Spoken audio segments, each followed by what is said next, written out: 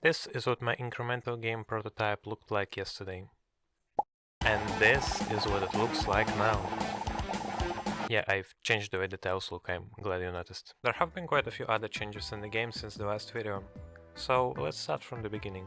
First and foremost, I began to balance the early game experience. I don't have much to show because it's not the most visually exciting thing. Generally speaking, I just play the game, move numbers back and forth, play again, and do it over and over until I decide to move on.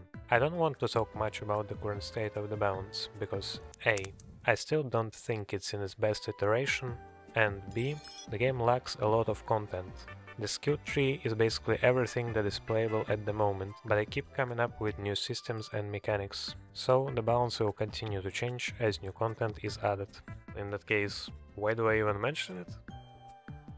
Actually, a good question. All my previous attempts to make a game stumbled over the exact same mistake. I'd get inspired, create a project, and work on different systems, spending a lot of time procrastinating over code organization or art.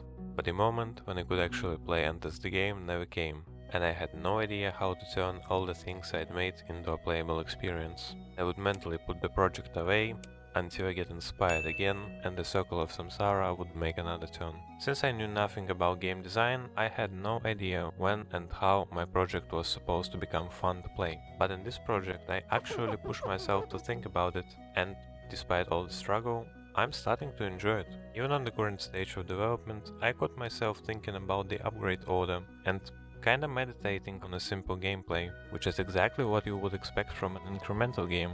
It's not a great accomplishment, but for me it's a meaningful milestone on my learning path and a sign that I'm moving in the right direction.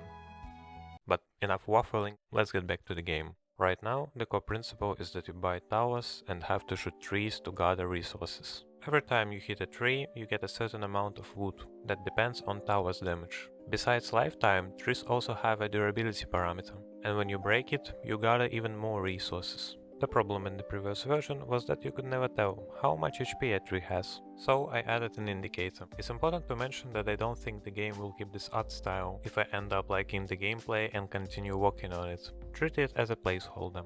Also, now when towers hit a resource, they gain experience. I think I'm gonna hide this stat from a player until a tower gets a level up, to not overwhelm them. On the other hand, it could be a visible progression goal.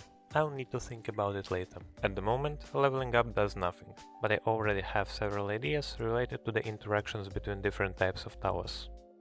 Speaking of towers, behold, the wizard and the rogue.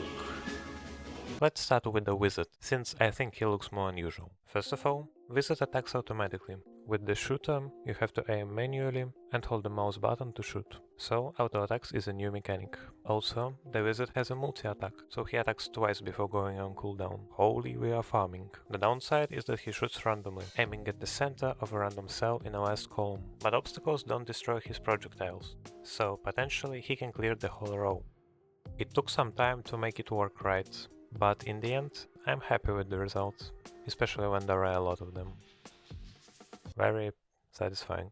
The rogue also has unique features. His projectile pierces one obstacle in its path, but early on there usually aren't two resources in a row. Because of it, I made it so that if a rogue crits, the projectile flies in the direction of another resource.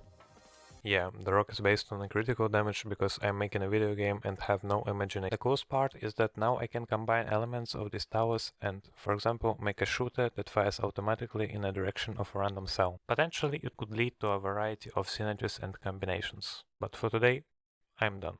Bye bye!